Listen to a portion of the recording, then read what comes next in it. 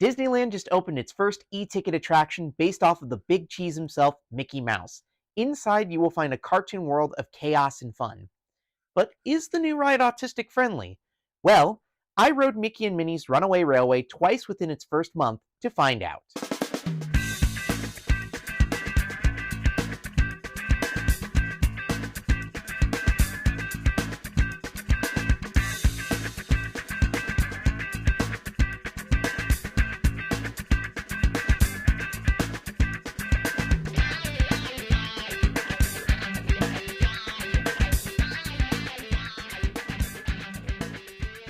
Salutations, adventurers, and welcome to Caddy's Adventure Diary. My name is Caddy, I am autistic, and I love theme parks. Disneyland just opened up its version of Mickey and Minnie's Runaway Railway, a trackless dark ride based on the recent lineup of Mickey Mouse shorts. When this ride replaced the Great Movie Ride at Walt Disney World, I got even more excited to hear that Disneyland was getting a version of it in an update to Mickey's Toontown. I always love seeing what the Imagineers create with brand new innovations on every brand new attraction. So, I rode this attraction twice in its first month, once on opening weekend and once about a month later. Honestly, this ride is incredible. The trackless system from Star Wars Rise of the Resistance, incredible projection mapping that makes you feel like you are racing through a cartoon, trains? But obviously, with any cartoon, there are tons of jolts, booms, flashes, and crashes. What I wanted to see is if this living cartoon could still make for an autistic-friendly experience. And in riding this ride twice, I personally think that while it has a few problems for autistic adventurers, the overall experience makes it manageable. But let's see why. All aboard! We're off on the next adventure! Before I could even ride Runaway Railway, I had to get a place in line first. You see, for the first month, Disney used a boarding pass system to control the amount of guests hopping onto the ride. Basically, I had to get a place in line on the Disneyland app before I could even get onto the ride. On opening weekend, I couldn't get a boarding group, so I had to use the Lightning Lane option and pay for entry. Second time though, I managed to get a boarding group, and the second ever group too, which was super amazing. Now, the ride only has Lightning Lane and standby, so you really don't have to worry about reserving a spot anymore. Runaway Railway takes place inside the CapiTOON Theater, Toontown's historic movie house, and a pun on the CapiTOON Theater in Los Angeles, the main theater where Disney loves premiering all of its movies. Once you step inside, you see that the theater has been decorated by the Toontown Hysterical Society, get it, instead of Historical Society, to celebrate the premiere of Mickey and Minnie's newest short, The Perfect Picnic. Each room has its own layout and theme. The first room showcases the CapiTOON's major releases, which are Mickey and Friends themed parodies of iconic live-action Disney movies.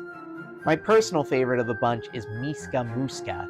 I always look forward to seeing Minnie, Daisy, and Clarabelle sing I'll Put a Spell on You every Halloween.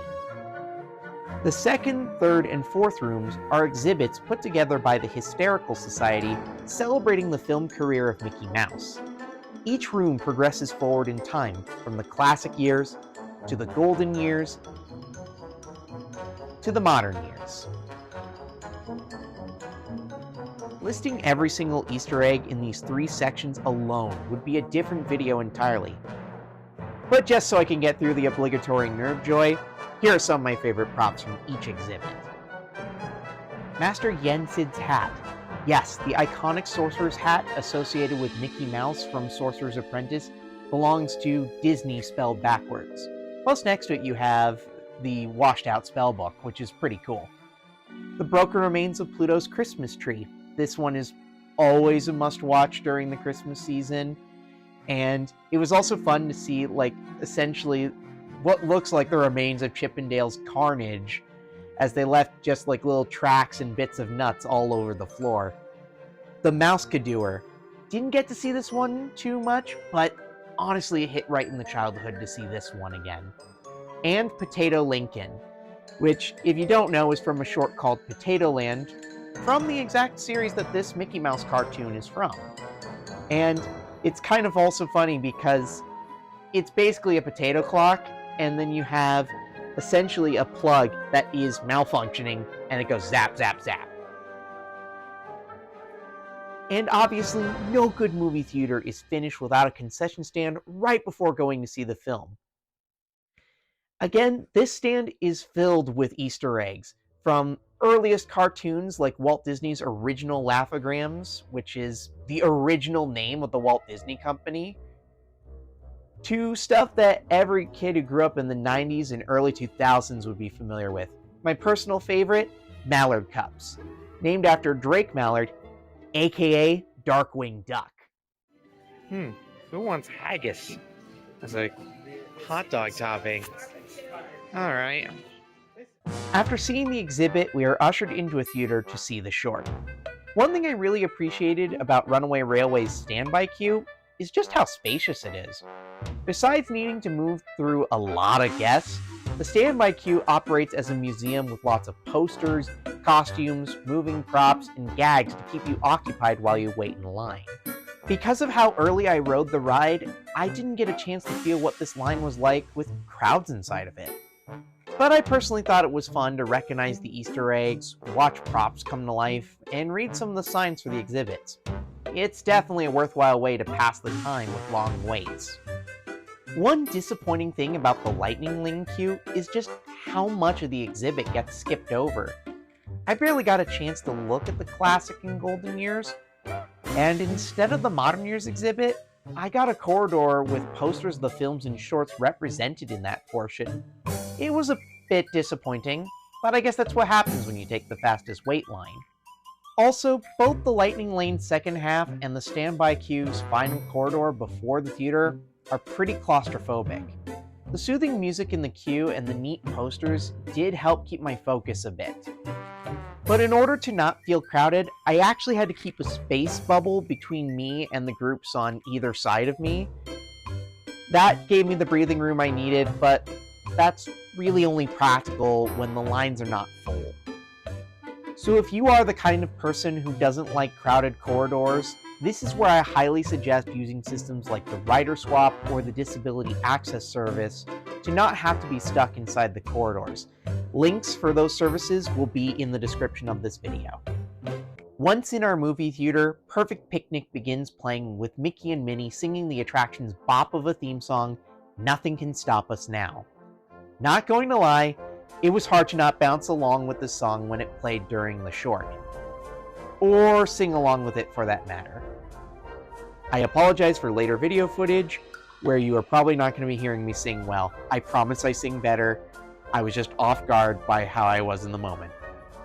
During the short, Pluto accidentally blocks up the funnel of Goofy's steam train with a pie. The train explodes so powerfully that it rips right through the theater screen. Goofy then invites the guests to enter the cartoon and ride the train. After asking the cast member to let us in, we're brought into the cartoon at Runaway Park Railroad Station. I love this pre-show. It lets you know the tone of the ride right away. The jaunty theme song gives you that bouncy feeling like the old Rubber Hose cartoons, and the explosion literally breaking the fourth wall and tearing open the dimensional barrier between 2D and 3D. Perfection. Already the Imagineers have shown why they remain awesome at Illusions Tech. With all that said, I can only give you this warning.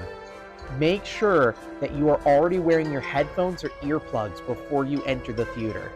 This pre-show stood out to me as one of the loudest moments in the attraction so far. And we're not even on the ride yet. The smaller space of the room means that the sound coming from the theater speakers is amplified more from it reverberating off of the walls. Plus, while the explosion noise is pumped through, it definitely is startling the first time you hear it.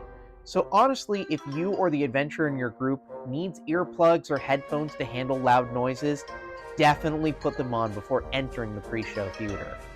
The loading station is pretty small too, at least compared to the main queue.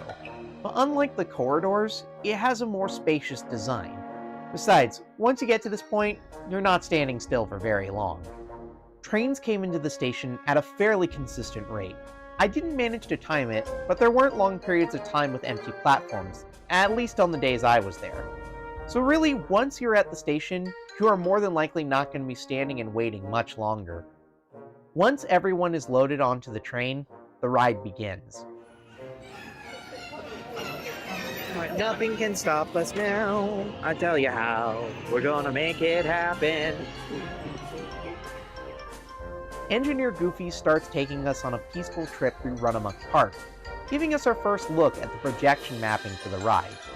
After Goofy welcomes us, we run into Mickey and Minnie driving in their car, ready to enjoy their picnic. Suddenly, Mickey accidentally hits the track switch, sending the train cars away from Goofy and off into their own chaotic adventure. The rest of the ride involves Mickey and Minnie trying to catch our train cars. We find ourselves careening through various locations, from the desert, to a carnival, to a tropical island, to a city.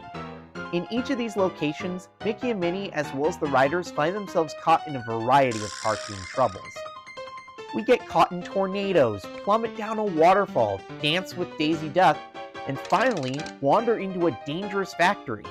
Before we can get crushed by the machines, Mickey shuts off the main machine, turning the factory back into Runamuck Park. We are reunited with Goofy and finally get to see Mickey and Minnie enjoy their now far from perfect picnic. To the tune of a peaceful ukulele version of Nothing Can Stop Us Now, Goofy brings us back into the station, where we return to Mickey's Toontown through the very same hole in the movie theater screen we started in. Our cartoon has now come to a close with the classic, The End. This ride blew my mind when I first wrote it. Personally, I believe that trackless dark rides are definitely going to be a big part of the future of theme parks. And Runaway Railway, alongside Rise of the Resistance, is a shining example of this. The fact that the cars can move around wherever they want means that you may not even get the same ride experience twice. And the effects? Beautiful. There were several moments where my brain couldn't tell what was painted and what was projection mapping.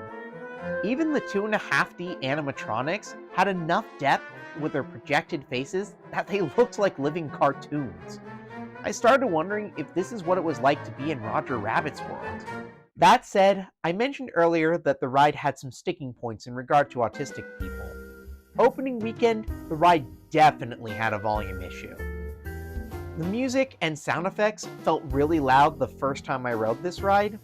Second time through a month later, it seemed to me like Disney had toned the volume down a bit. However, this attraction is still one where you should keep your headphones or earplugs on while you ride. For the most part, the ride isn't very claustrophobic, nor does it rely on sensory overload or disorientation. If anything, the projection mapping, as well as the open floor layout of the ride, makes the attraction seem much bigger in size than it actually is. I mean, that opening scene, when you're with the train and you're moving through, it looks like this massively spread out park in front of you, but it's like a small little corridor room. That's what we're talking about here. However, two major scenes stood out to me as places that could be overstimulating: the tornado scene and the city scene. After the carnival gets swept up by a tornado, there is a brief moment where we see Mickey, Minnie, and Pluto getting spun around inside of it. And this scene is accompanied by flashes of lightning and loud booms of thunder. Earplugs are very helpful here. And for photosensitive adventurers, the lightning flashes aren't that intense, but if you need dark glasses or to close your eyes at any point, this is the spot you should know about. The city scene had a lot going on. Again, noise is a big sticking point with the sound of car horns and jackhammers. The city street layout is a little more narrow than the rest of the ride scenes, so you get that cramped city kind of vibe. Despite the claustrophobic design though, this scene is done and over with fairly quickly, and we get a break where we go right into Daisy's dance studio. Being a trackless ride, Runaway Railway has the most atypical ride movements. In the city, you feel Pete jackhammering in the street, and then later when we're in Daisy's dance studio, the ride vehicles start to waltz and then later conga. During the rest of the ride, the vehicles are moving whichever way they want to, almost as if they have a mind of their own. Now this to me is the most fun element of the ride. But if you're used to something like a classic dark ride or a roller coaster where you can see the track and know where you're going, the random movements may be surprising. Thankfully, the Imagineers kept these motions smooth. So for a first-time rider, even the most bizarre of movements feel like you're smoothly gliding around on ice. So most of the time, I sounded like this.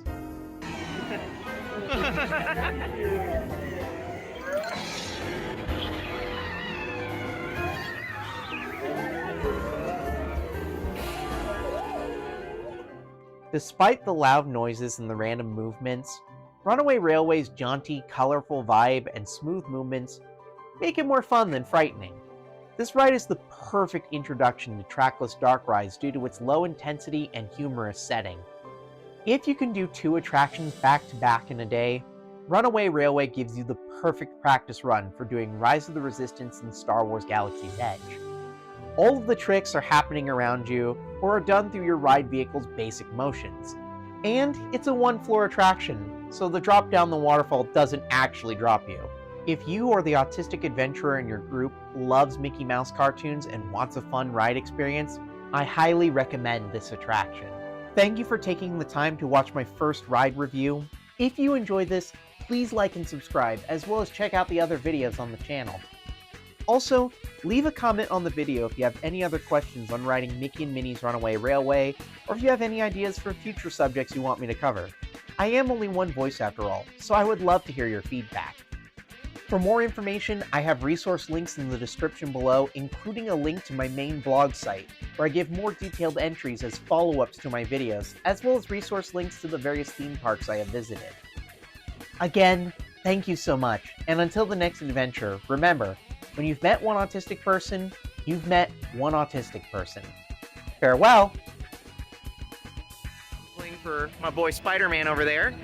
I just wanted to ask, what is the best way to approach a character for someone who is autistic? Yeah, I think the best way is to always ask for a photo, or if they're taking pictures at the moment, because sometimes the characters are just walking around and they're, checking out the area, or they're gonna go meet up with one of the other Avengers or something. So it's always good to just ask first.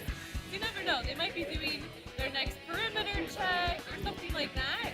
But that's always the first tip I would say.